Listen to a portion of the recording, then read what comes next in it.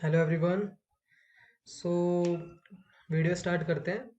जैसा कि कल मैंने अनस्टेडी फ्लो एनर्जी इक्वेशन पे वीडियो बनाई थी और उसमें पूरा कंसेप्ट बना के इसमें डाला था, वैसा ही अब जो है हम यहाँ पर स्टार्ट करेंगे उसके ऊपर बहुत सारे क्वेश्चंस।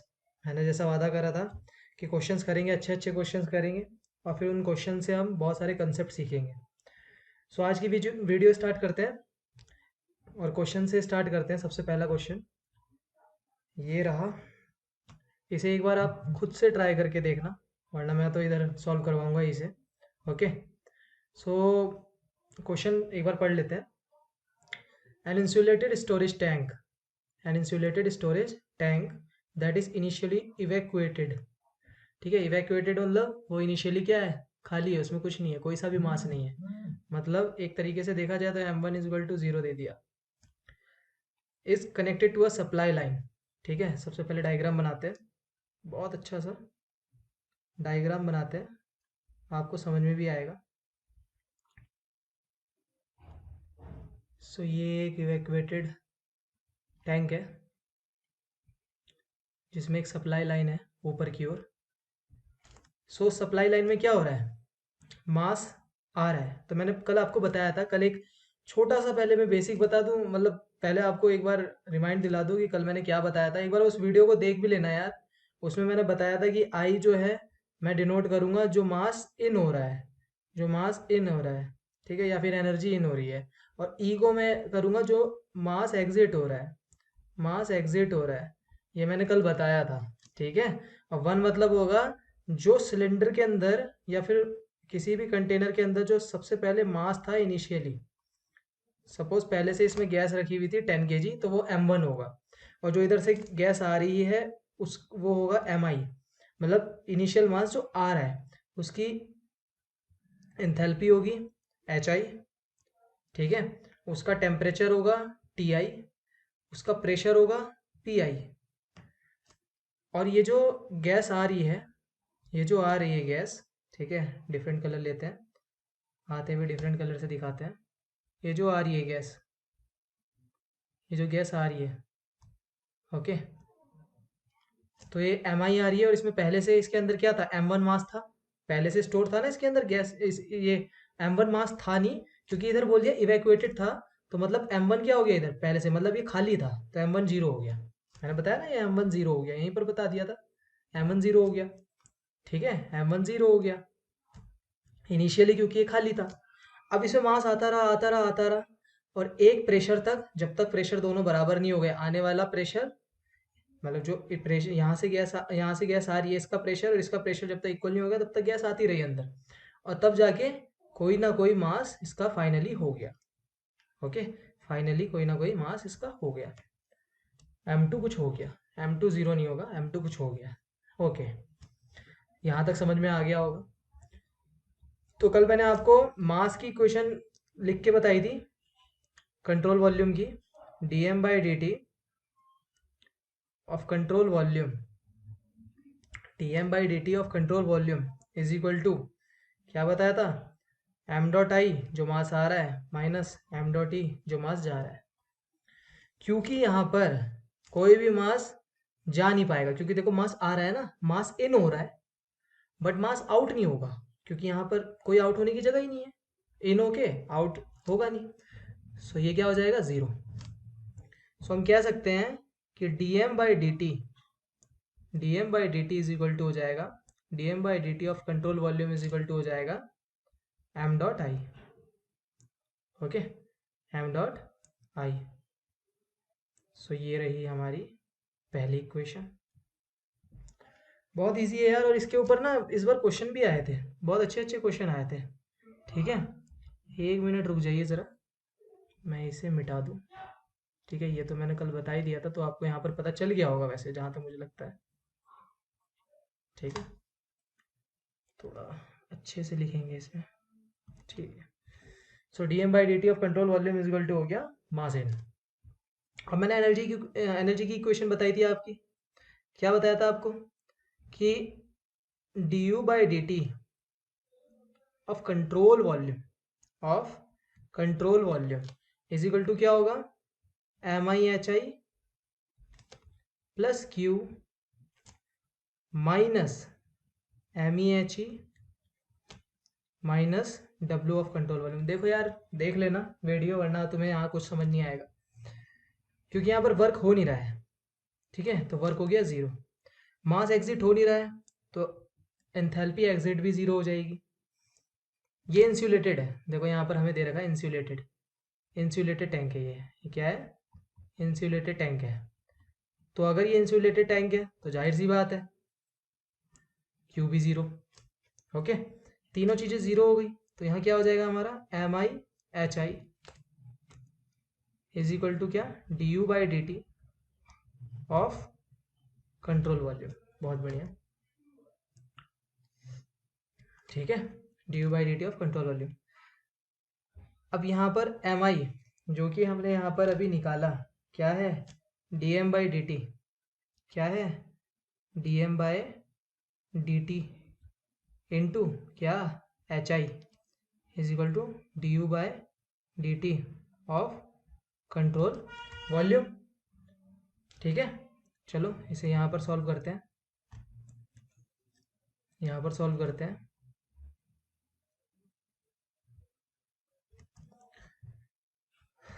ओके, चलो स्टार्ट करते हैं यहाँ से। अब हम इसे इंटीग्रेट कर देते हैं, इंटीग्रेट करेंगे तो हमें हमारा सॉल्यूशन मिल जाएगा। सो du/dt इंटीग्रेट करना है ना, एक मिनट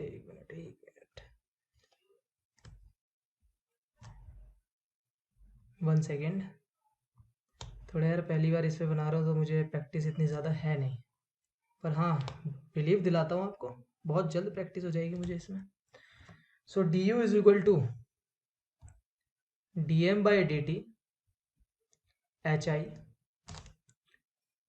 इंटू dt, इंटीग्रेट कर दो 1 से 2, 1 से 2, तो ये क्या हो जाएगा u2 minus u1 is equal to MHI। Okay, क्योंकि dm है, सॉरी dm है, तो m2 माइनस m1 होगा, m2 माइनस m1 होगा। ठीक है, और यहाँ पर ये बात याद रखना, मैंने यहाँ इंटीग्रेट इसलिए करा क्योंकि मैंने कल आपको एक एजम्पशन बता दिया था बहुत अच्छे से कि यहाँ जो HI होगा वो कांस्टेंट होगा, H मतलब इंथैल्पी जो होगी इसके अंदर वो कांस्टेंट होगी। ठीक है, आने वाली और जाने वाली कांस्टेंट होगी, कभी भी हम एंथैल्पी, क्योंकि तभी इंटीग्रेट कर सकते हैं, क्योंकि यहाँ पर वेरिएबल dm भी है HI भी है। अब आप ये नहीं कह सकते कि दोनों वेरिएबल है, नहीं, ऐसा नहीं है, ये कांस्टेंट फिर बाहर आ जाएगा, इंटीग्रेशन के बाहर आ जाएगा ना, वो स्टेप नहीं लिख रहा हूँ मैं। तो यहाँ पर इतना तो समझ में आ गया होगा। तो यहाँ पर ये जो है, जो मैंने यहाँ पर थोड़ी सी गलती कर दी लिखने में, ठीक है, इसे लिख देता हूँ ठीक से। u2 माइनस u1 क्या हो जाएगा, m2 माइनस m1, क्योंकि इंटीग्रेट करा m2 से m1 तक इंटू HI। अब देखो ध्यान से देखना यहाँ पर जो आपको समझना है।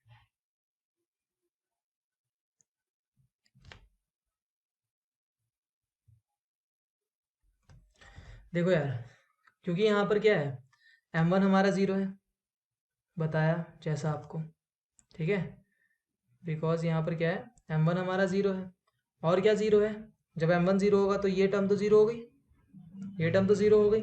ओके, और इसके पास क्योंकि इवैक्यूएटेड था तो सिस्टम के पास कोई इंटरनल एनर्जी भी नहीं होगी, u1 ज़ीरो होगा, m1 भी ज़ीरो होगा और u1 भी ज़ीरो होगा, तो ये टर्म भी ज़ीरो हो गई।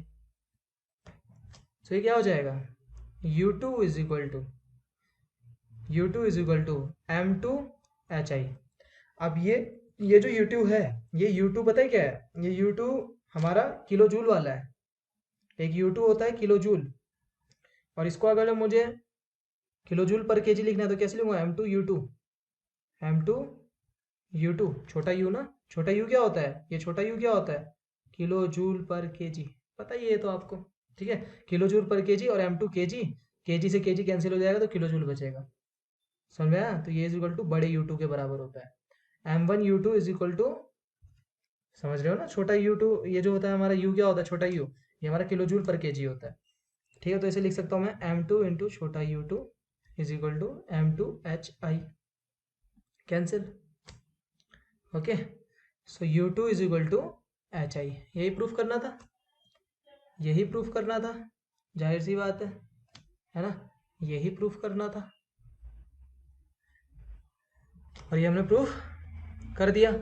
अब यहाँ से जो हमारी एक इक्वेशन निकलेगी, वो इक्वेशन होगी हमारी बहुत ज़्यादा इम्पॉर्टेंट।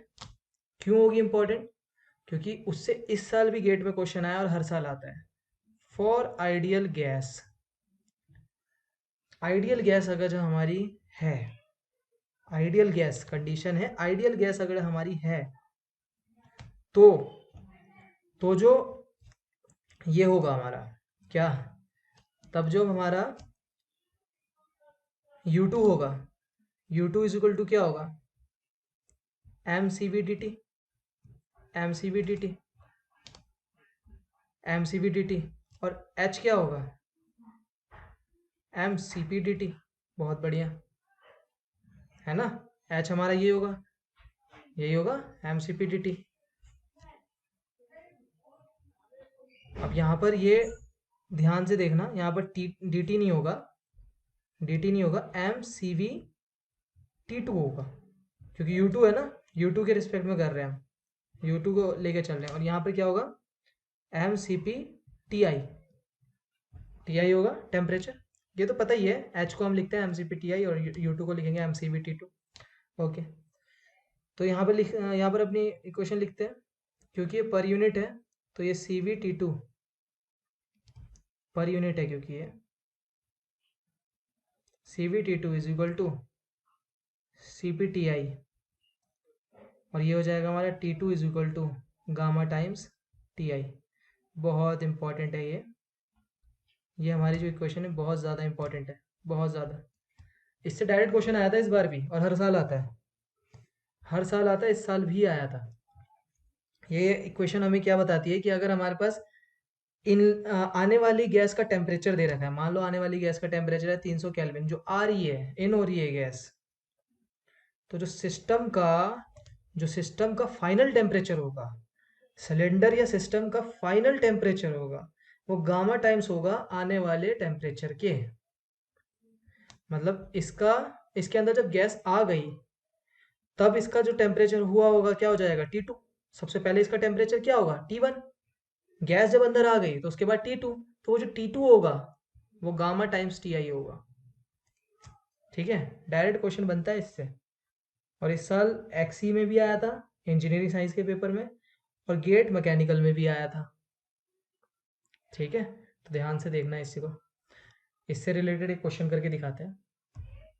ये रहा question, in the previous derivation if the fluid is air, अगर फ्लूइड हमारी क्या हो, एयर हो, and temperature of air in the pipeline is 300 kelvin, तो ये अगर जो हमारे पास एक वही पिछला वाला कंडीशन है, ठीक है, और इसके अंदर क्या हो रहा है, मास आ रही है, मास आ रहा है, और मास आ रहा है, मास इन कर रहा है, मास इन कर रहा है, ये आई है, मास इन कर रहा है, तो इसमें हमें बताना है कि जब मास इन कर रहा है, प्रीवियस ही कंडीशन है ये, और टेम्परेचर इसका आने वाली गैस का temperature of air in the pipeline, जो पाइपलाइन से आ रही है उसका टेम्परेचर है TI is equal to 300 kelvin.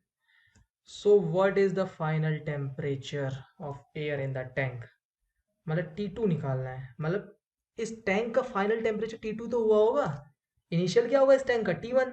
जब कोई गैस नहीं आ रही थी इसके अंदर तब T1 टेम्परेचर होगा, अब जब गैस आ गई तो T2 टेम्परेचर होगा, तो T2 टेम्परेचर आप बहुत आसानी से कह दोगे गामा टाइम्स TI, जो कि हो जाएगा 1.4 इंटू वट 300।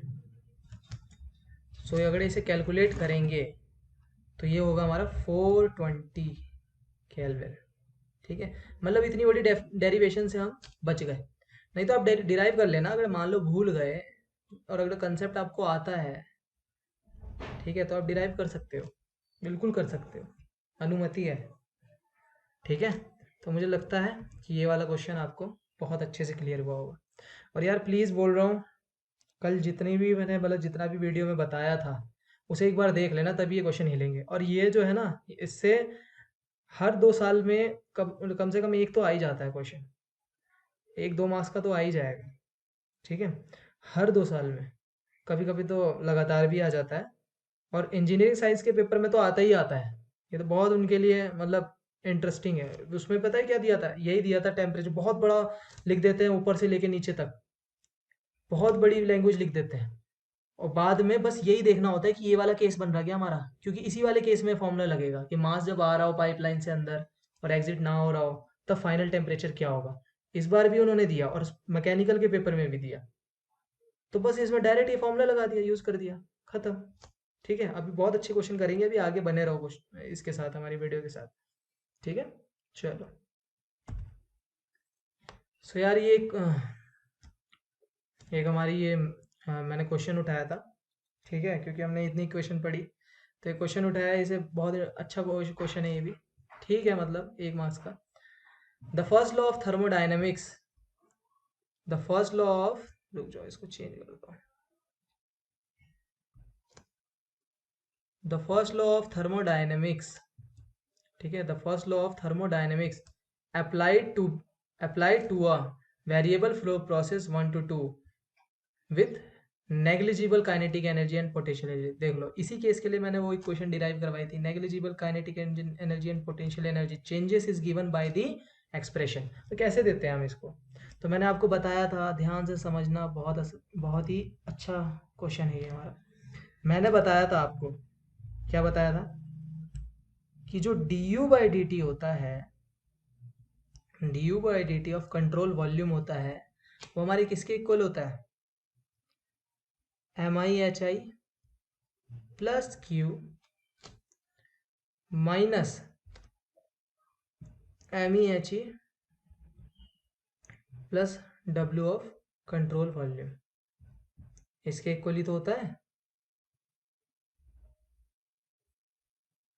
है ना। इसी के तो इक्वल होता है, जो हमने वहां पर, जो हमने डिराइव करा था।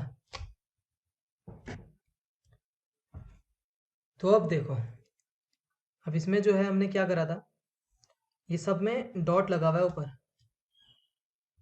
ठीक है,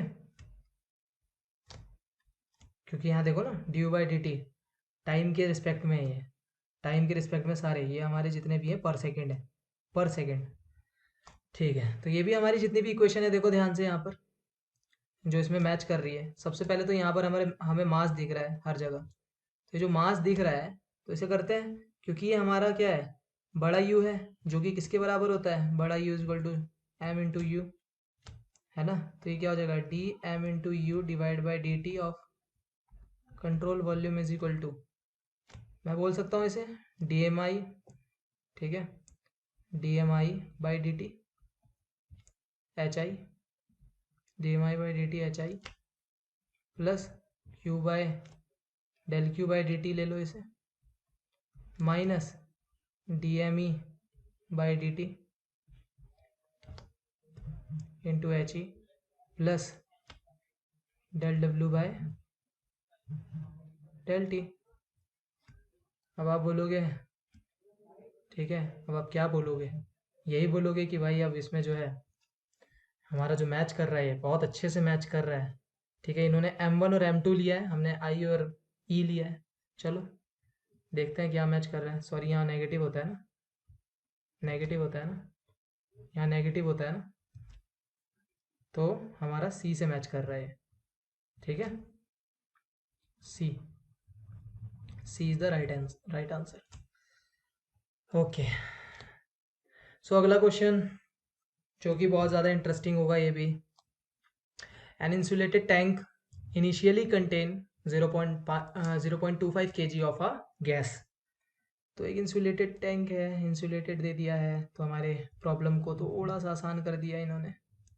इंसुलेटेड टैंक, तो यहाँ से MI मास आ रहा है, इंसुलेटेड टैंक का M1 है ये, M1 इज इक्वल टू कितना है, 0.25 kg। ठीक है, 0.25 kg of a gas with an internal energy of 200 kilojoule per kg, with an internal energy of 200 kilojoule per kg। मतलब समझ रहे हो कि ये जो गैस का जो मास है वो 0.25 kg है पहले, और इसकी जो इंटरनल एनर्जी है तो ये छोटा u दिया है ना, छोटा u दिया है, देखो ध्यान से, छोटा u दिया है, u1 इज इक्वल टू कितना दिया है कि मास के पास इनिशियली कितना है, मास के पास इनिशियली है 200 किलो जूल पर kg। ओके ठीक है, 200 किलो जूल पर kg।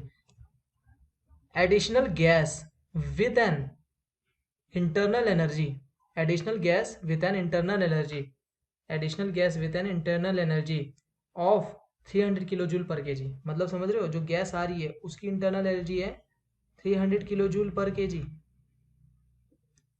पर केजी। ये जो एडिशनल गैस आ रही है, जो एडिशनल गैस बाहर से आ रही है अंदर, ठीक है, उसकी इंटरनल एनर्जी दी है। और ये क्या है, सिस्टम की पहले जो इंटरनल एनर्जी है जब मास अभी अंदर नहीं आया तब, वन मतलब बताया था ना किसे डिनोट करते हैं, ठीक है, internal energy of 300 kilo joule per KG and an enthalpy of 400 kilo joule per KG, and an enthalpy of 400 kilo joule per KG. तो मतलब एच आई दे दिया 400 किलो जूल पर केजी, ठीक है, 400 kilo joule per KG. enters the tank until the total masses of the gas contain is 1 kg। मतलब तब तक इसमें add होता जा रहा है जब तक जो उसका टोटल मास है, मतलब उसके अंदर जो मास आता तब तक जा रहा है जब तक उसका M2 जो है 1 kg ना हो जाए, M2 1 kg ना हो जाए। अब यहाँ पर ना कोई ये ना समझ ले सर M1 प्लस M2 होगा 1 kg, नहीं, ये बोल रहा है एडिशनल मास तब तक आता जा रहा है, तब तक आता जा रहा है। देखो पहले तो इसमें गैस थी 0.25 kg सिस्टम के अंदर, अब बाहर से जब गैस आ रही है तब तक आ रही है जब तक पूरा मास इसके अंदर टोटल मास 1 kg ना हो जाए। तो फाइनल मास कितना हो जाएगा, इनिशियल मास तो 0.25 kg है, फाइनल मास होगा ये ये ये होगा ना फाइनल मास। ठीक है, क्या पूछा है, the final internal energy of the gas in the tank is, so मतलब यूएफ पूछा है, यूएफ है ना, किलो जूल पर केजी में पूछा है तो छोटा यू पूछा है, छोटा you kilo joule per KG में हमें बताना है, हमें बताना है। तो करते हैं इसे, सबसे पहले कंजर्वेशन ऑफ मास की इक्वेशन, कंजर्वेशन ऑफ मास की इक्वेशन क्या थी, कंजर्वेशन ऑफ मास की इक्वेशन क्या थी, m2 माइनस m1, ये भी फॉर्म लिखी थी ना हमने, is equal to mi minus mi। ठीक है, अब यहाँ पर देखो 200 kilo joule per KG of gas internal energy, ठीक है। अब यहाँ पर देखो ध्यान से, क्योंकि यहाँ पर जो है हमारा कोई मास जा नहीं सकता, ये तो ज़ीरो हो गया, मास कोई भी बाहर नहीं जा सकता, तो हमारा एम ही तो ज़ीरो हो गया। और m2 माइनस m1, m2 कितना है, m2 है 1 minus 0.25 minus 0.25 is equal to mi, तो ये कितना हो जाएगा 0.75 kg is equal to mi। तो ये आपको मिल चुका है मास ऑफ इनलेट जो आ रहा है बाहर से। अगर इसमें क्वेश्चन में पूछा होता हूँ कितना मास आ रहा है तो इतना आ रहा है, ठीक है, ठीक है। सो अब हमें निकालना है, हमें लगानी है कंजर्वेशन ऑफ एनर्जी वाली इक्वेशन। कंजर्वेशन ऑफ एनर्जी वाली इक्वेशन क्या थी, u2 माइनस u1, ये तब थी जब काइनेटिक एनर्जी और पोटेंशियल एनर्जी नेगलेक्ट कर दी थी और हमने एंथैल्पी को कांस्टेंट माना था। वीडियो देखना ध्यान से, क्या है mi hi plus q minus mi he plus, sorry bar bar plus मेरे दिमाग में क्यों आ रहा है, ठीक है, minus W of control volume. आप बोलोगे ये ज़ीरो, मास कोई बाहर जा नहीं रहा, ज़ीरो, इंसुलेटेड है ज़ीरो, तो क्या हो जाएगा u2 माइनस u1 क्या हो जाएगा, u2 minus u1 is equal to mi hi, ठीक है, मुझे लगता है आपको समझ में आ रहा होगा। MiHi हो जाएगा U2 minus U1 is equal to MiHi। Okay, अब इसमें जैसा कि हमें पता है, अब देखो इसे U1 जीरो मत कर देना भाई, पहले से मास है उसके अंदर, सिस्टम में पहले से मास है। जब ये इवैक्यूएटेड होता तो U1 भी जीरो हो जाता, तो M1 भी जीरो होता फिर, लेकिन M1 पहले से है। ठीक है, ठीक है, तो U2 माइनस U1 क्या हो जाएगा, क्योंकि ये बड़ा U है और हमें क्या दे रखा है यहाँ पर, हमें UI दे रखा है, UI दे रखा है और क्या दे रखा है, U1 दे रखा है, U1 दे रखा है, देखो U1 200 kilo joule per KG, मतलब U1 दे रखा है हमें, ये गिवन है, U1 हमें गिवन है। तो U2 M2 U2 M2 U2 minus M1 U1, देखो ना ये बड़ा U था, ये किलो जूल था, अब ये क्या हो गया, kilo joule per KG into KG is equal to MiHi। अब आप बोलोगे M2 दे रखा है 1 इंटू U2 निकालना है, U2 ही तो निकालना है, U2 इसमें क्या पूछा था, the final internal energy of the gas. अच्छा, final internal energy of the gas in the tank, of the gas in the tank is, ये निकालना है, सॉरी U2 निकालना है। ठीक है, कि टैंक की फाइनल एनर्जी इंटरनल एनर्जी कितनी होगी, माइनस M1 कितना है,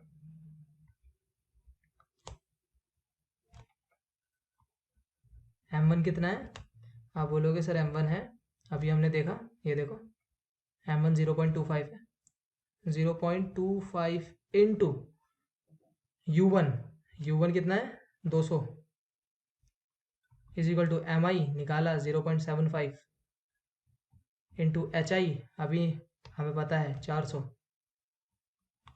ठीक है, तो इसे कैलकुलेट करते हैं ज़रा, कैलकुलेटर चलाता हूँ मैं, 1 मिनट रुक जाओ, आप भी कैलकुलेट करो, आपको ज़रूर मिलेगा इसका आंसर।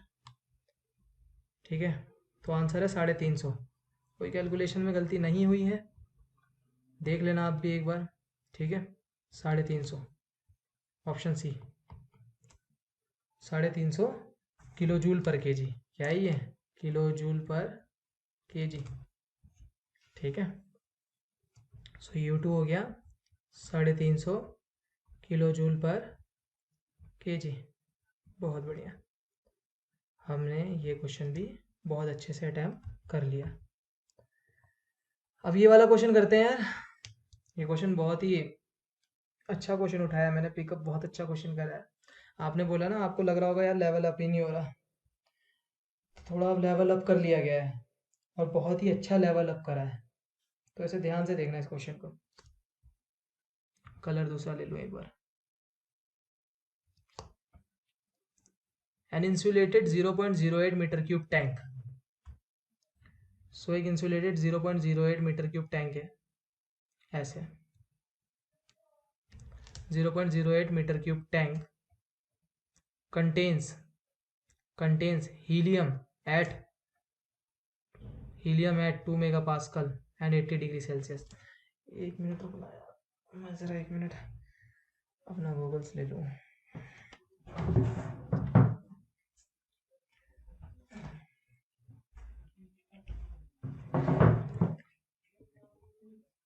थोड़ा ज़्यादा बारीक हो रहा था ये, तो मैंने चश्मा नहीं पहन रखा था यार, थोड़ी दिक्कत हो रही थी, आई साइड आंखों पे लगती है रोशनी कभी कभी बहुत ज़्यादा, लैपटॉप की भी। चलो कोई नहीं, अपनी अपनी प्रॉब्लम है। 80 डिग्री सेल्सियस, ठीक है, टेम्परेचर दे रखा है इसका, मतलब T1 दे रखा है, T1 गिवन है और P1 गिवन है, P1 ही तो गिवन है, इंसुलेटेड टैंक कंटेन्स, हाँ P1 गिवन है। ठीक है, और इसका वॉल्यूम गिवन है, इस पूरे टैंक का वॉल्यूम गिवन है, इस पूरे टैंक का वॉल्यूम गिवन है। ठीक है, A valve is now opened, allowing some helium to escape। अब देखो, अब escape वाला है, अभी तक हम मास ऐड वाला सीख रहे थे, अब escape वाला है, मतलब समझ रहे हो, यहाँ से मास जा रहा है बाहर, एम ही, मतलब कोई अब आ नहीं रहा, अब सब जा रहा है बस, अब बस जा रहा है, अब कुछ आ नहीं रहा, बस जा रहा है। The valve is closed, when one half of the initial mass has escaped। मतलब m1 इज इक्वल टू, अगर m है तो m2 जो इस सिलेंडर के पास जो फाइनल मास बचा वो m/2 बचा। ठीक है। Determine the final temperature and pressure in the tank. अब देखो यार, तुम पता है इसमें बहुत ज़्यादा गलती ये करोगे तुम, मतलब गलती क्या, तुम अगर एनर्जी इक्वेशन लगाओगे और मास इक्वेशन लगाओगे, तुम क्या लगाओगे, m2 minus m1 is equal to mi minus mi। आप ये कहोगे कहोगे भाई ये तो आउट नहीं हो रहा, तो हमारा m ही आ जाएगा माइनस mi, जो कि होगा m2 माइनस m1। तुम्हें मास दे नहीं रखा। चलो एक पल के लिए तुम कह रहे हो P V is equal to M R T लगा के एक बार निकालते हैं, P V is equal to M R T करके हम मास निकाल लेंगे। चलो तुम एम भी निकाल लोगे। P V is equal to M R T, क्योंकि पी दे रखा वी दे रखा, एम निकाल लोगे, आर टी क्योंकि आइडियल गैस है निकाल लोगे, मास आ जाएगा। ठीक है, इनिशियल मास आ गया तो फाइनल मास भी आ जाएगा, क्योंकि फाइनल मास क्या है, m/2 माइनस एम, यही तो है। ठीक है, is equal to minus M E. फिर तुम एनर्जी इक्वेशन लगाओगे, क्या लगाओगे, एनर्जी इक्वेशन। तो तुम्हें ना बहुत सारे अननोन मिलेंगे। अब यहाँ पर जो है केस ये है, जब ये स्केप हो रहा है तो हम इसे ना इंटीग्रेशन वाले मेथड से करेंगे। अब इंटीग्रेशन वाले मेथड से कैसे करेंगे, देखो तुम इसमें वो वाला जो पिछला केस है जिससे हम कर रहे थे वो करके देखना, ट्राई करके देखना, तुम्हें खुद दिखेगा अननोन बहुत सारे हैं, तुमसे निकलेगा ही नहीं, बहुत ज़्यादा डाउट आएगा इसमें। तो ये भी एक कंसेप्ट है जो मैं बताऊंगा कि इसको इंटीग्रेशन वाले मेथड से कैसे करेंगे, कैसे अटेम्प्ट करेंगे इसको इंटीग्रेशन वाले मेथड से, ऐसे क्वेश्चन को। चलो करते हैं, अटेम्प्ट करते हैं इस क्वेश्चन को। ठीक है, आप भी ट्राई करना इंटीग्रेशन वाले से, बाकी तो हो ही जाएगा। देखो क्या पता है हमें, यहाँ पर हमें ये पता है कि जो dm/dt होता है, dm/dt होता है वो होता है m.i माइनस m.e के बराबर, क्योंकि ये ज़ीरो है, सॉरी ये ज़ीरो थोड़ी है, आई इस बार ज़ीरो है ना, इस बार तो आई ज़ीरो है, m.e हमारा ये ज़ीरो है, तो क्या हो जाएगा, क्या हो जाएगा, dm/dt of control volume is equal to minus M E, minus m.me। ठीक है, ये हमारी पहली इक्वेशन जो हमारी आई है, ये हमारी है पहली इक्वेशन। अब एनर्जी कंजर्वेशन इक्वेशन लगाते हैं। तो एनर्जी कंजर्वेशन इक्वेशन क्या थी, du/dt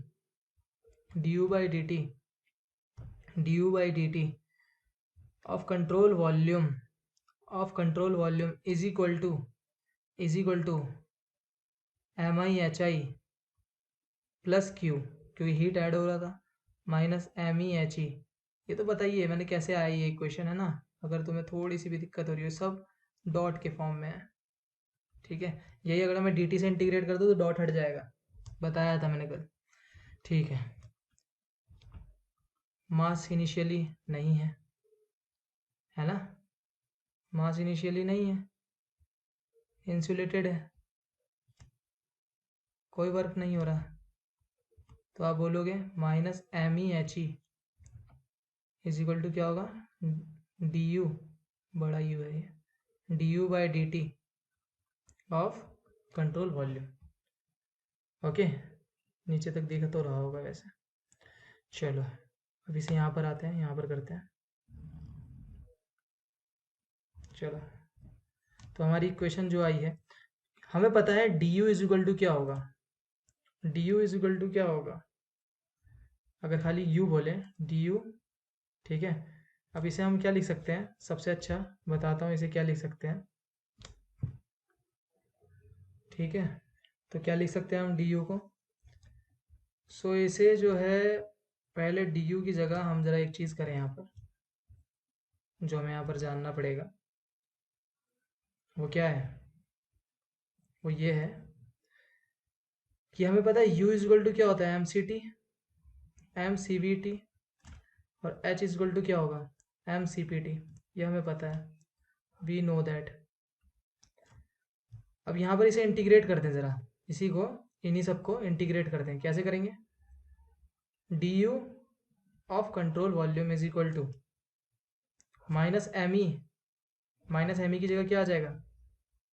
D M by D T, D M by D T, क्योंकि माइनस एम ई क्या है? D M by D T into H E, into यहाँ क्या हो जाएगा? डी टी हो जाएगा ना।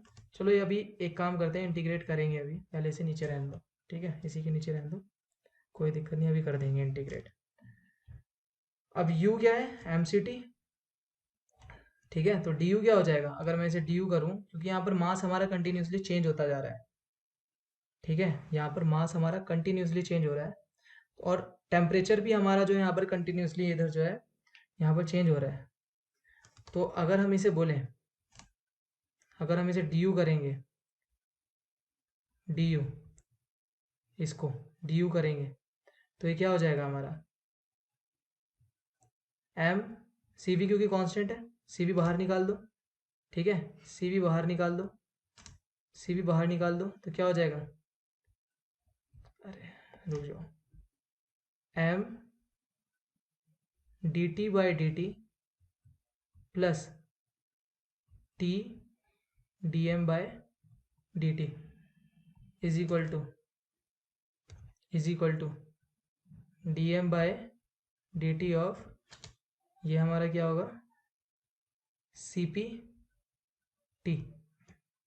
अब ये मान लेते हैं, देखो ध्यान से इसे यहाँ पर देखो, ध्यान से समझना, बहुत ज़्यादा इंपॉर्टेंट है यहाँ पर, क्योंकि हमारा टेम्परेचर और मास दोनों ही वेरिएबल थे, ठीक है, यहाँ पर, तो इसीलिए मैंने डी यू को कैसे लिखा? D you by D T को, यहाँ पर D you by D T को कैसे लिखा? क्योंकि सी वी कॉमन था, सी वी कॉमन था, तो M T, D of M T कैसे लिखा? By D T.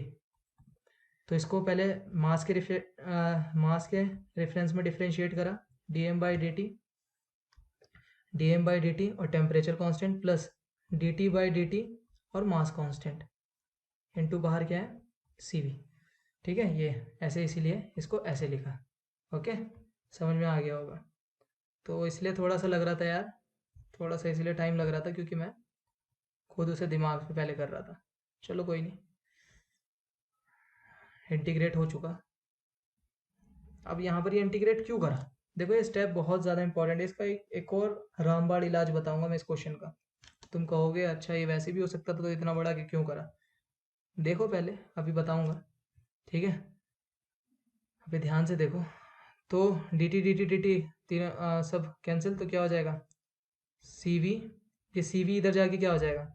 C we इधर जाके गामा हो जाएगा, ठीक है, गामा हो जाएगा, तो ये क्या हो जाएगा? इधर M D T by D T plus T D M by D T, T D M by D T is equal to क्या? इज इक्वल टू क्या? D M gamma T, D M gamma T by D T, है ना। तो ये D T सब जगह से, चलो ठीक है, समझ गए होंगे। तो क्या हो जाएगा? M D T plus T D M is equal to D M gamma T, और ये क्या हो जाएगा? अब तो स्मॉल मैथमेटिक्स है यार, इसमें क्या हो जाएगा? ये gamma D M T minus T D M, ये हो जाएगा एम डी टी, और ये हमारा हो गया, यहाँ से डी एम कॉमन ले लो, तो अंदर हो जाएगा गामा टी माइनस टी, और ये हो जाएगा हमारा एम डी टी। इंटीग्रेट कर दो यार, बहुत ज़्यादा सिंपल स्टेप है यहाँ पर। तो क्या हो जाएगा? डी एम के नीचे एम ला दो, डी एम भाई को एम दे दो, और डी टी के नीचे क्या ले आओ? ये यहाँ पे टी भी कॉमन आ सकता है ना, टी भी कॉमन आ सकता है, तो क्या हो जाएगा अंदर? टी गामा माइनस वन, देख लेना। अरे यहाँ पर डी टी था ना, सॉरी, एक मिनट, जल्दबाजी में हो जाता है, थोड़ा सा मिजाज खराब हो जाता है। यहाँ पर क्या था? डी टी, तो डी टी बाई टी क्या हो जाता है? एल एन हो जाता है ना। तो यहाँ से one by gamma minus one तो कॉमन ले लो, अंदर जो है क्या हो जाएगा? ये एल एन टी, और इंटीग्रेट हमने कहाँ से कहाँ इसे को करा? 1 से 2 करा था, 1 से 2 करा है, ठीक है, तो क्या हो जाएगा? ये 1 से 2 is equal to L N M, L N M कहाँ से कहाँ तक? 1 से 2, तो क्या हो जाएगा ये 1/γ-1, ये हो जाएगा ln T2/T1, ln T2/T1 is equal to ln M2/M1, और ये ln से ln खत्म, ठीक है, ln से ln खत्म, तो हमारी इक्वेशन क्या हो जाएगी, अगले पेज में चलते हैं, अगली स्लाइड में क्या हो जाएगी T2/T1, ठीक है, पहले ln से ln नहीं, ये तो रूल ख़राब हो जाएगा, ठीक है, सबसे पहले हम इसको γ-1 को इधर ले जाएंगे, अभी कैंसिल नहीं कर सकते, ठीक है, कभी कभी मेरे से भी गलती हो जाती है, रुको, 1/γ-1 ln T2/T1 is equal to 1 by, यहाँ क्या था, ln M2/M1, सो ये γ-1 इधर गया, γ-1 ln M2/M1, ठीक है, ln M2/M1, यहाँ क्या हो जाएगा ln T2/T1, ओके, क्योंकि ये γ-1, अब ये क्या है, ये हमारी प्रॉपर्टी है a ln b, a ln b क्या होता है ln b की पावर a, ठीक है,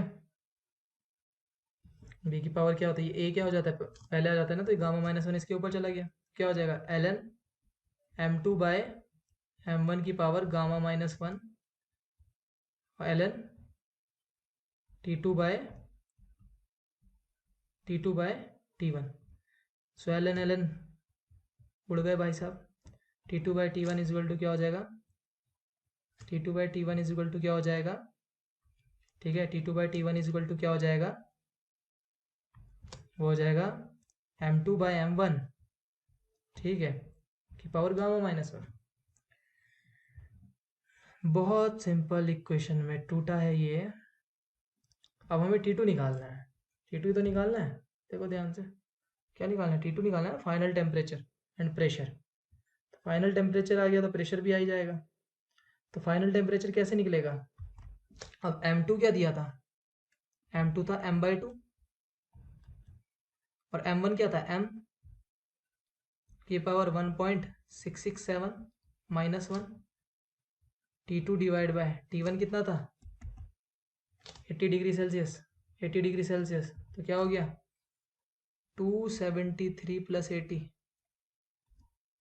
T1, ओके, सो ये कैलकुलेट करते हैं एक बार इसे कितना आता है, क्योंकि M से तो M गया, ठीक है, 1 डिवाइड बाई 2 की पावर 1.667 -1 मल्टीप्लाई बाय 273 + 80, सो ये हो गया 222, T2 इज इक्वल टू हो गया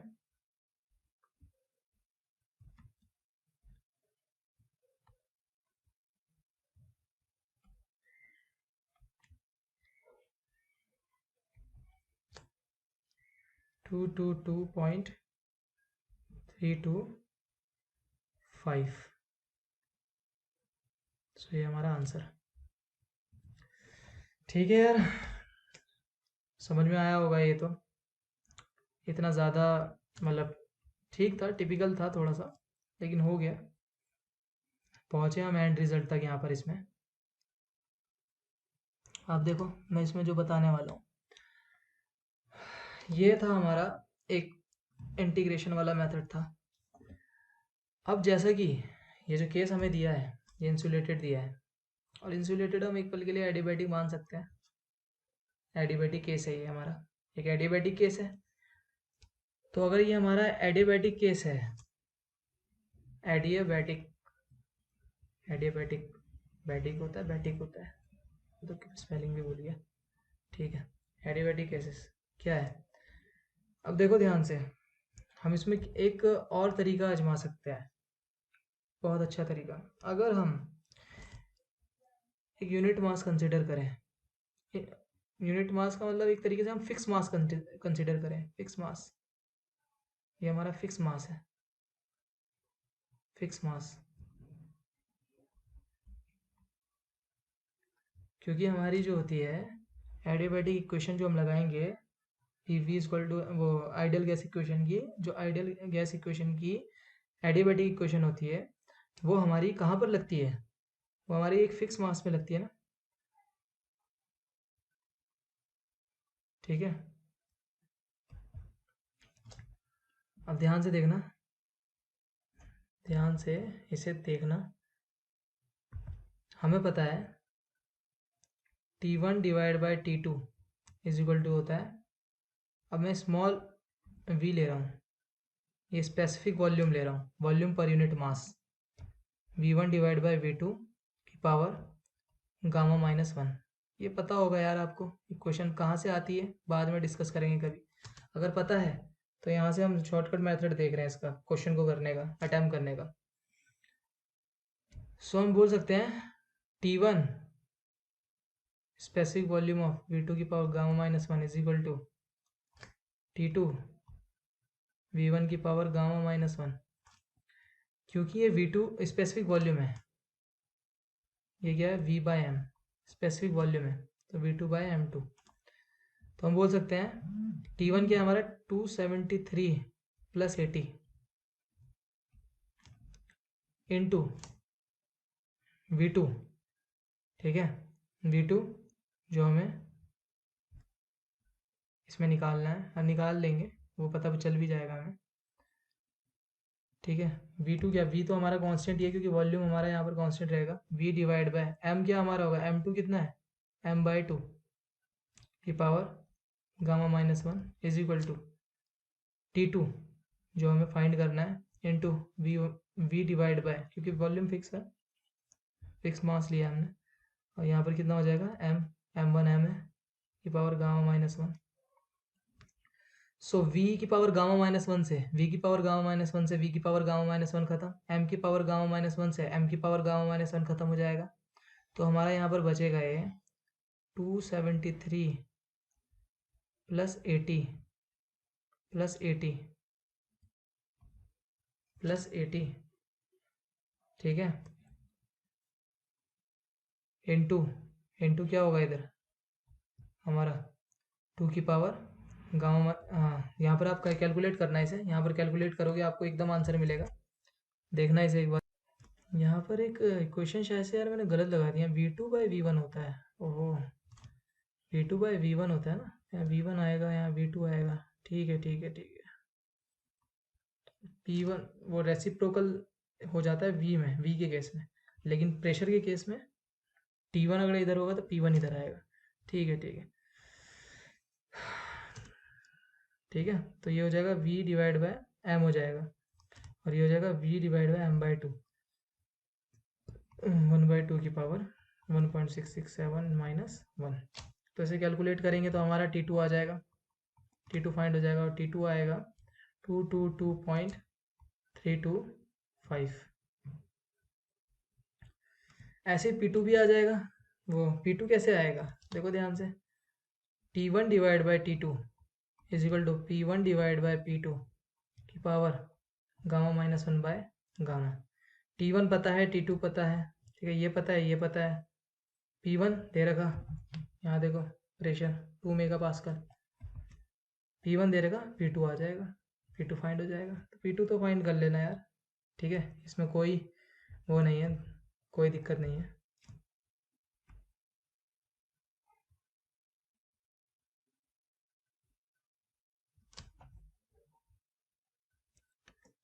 ओके, तो यहाँ तक तो मुझे नहीं लगता कि आपको कोई भी दिक्कत हुई होगी इसमें, तो यार बहुत ज़्यादा ही मेहनत पड़ी है इन क्वेश्चंस को करने में, ठीक है, जितने भी क्वेश्चंस हैं। सो चलो, अब यहाँ तक अगर आपको हेल्प मिली हो तो ऐसे बहुत से सीरीज़ शुरू करेंगे हम, कोई सब्जेक्ट भी लेके चलेंगे, जैसे थ्योरी ऑफ मशीन लेके चले या थ्योरी ऑफ मशीन करे, ठीक है, इस टाइप के क्वेश्चन हम करेंगे, बिल्कुल करेंगे, और थ्योरी ऑफ मशीन की सीरीज़ भी करेंगे, या फिर थर्मोडायनेमिक्स की सीरीज़ करेंगे, पूरा सब्जेक्ट करेंगे, सेल्फ स्टडी स्टूडेंट वालों को थोड़ा फ़ायदा मिलेगा, और मेरा भी चैनल आप ग्रो करो, आपको भी फ़ायदा मिलेगा, मुझे भी मिलेगा, ओके, क्योंकि यार मैं थोड़ा बहुत कंटेंट देना चाहता हूँ, इसीलिए इस प्लेटफॉर्म पे आया हूँ। Okay, thank you.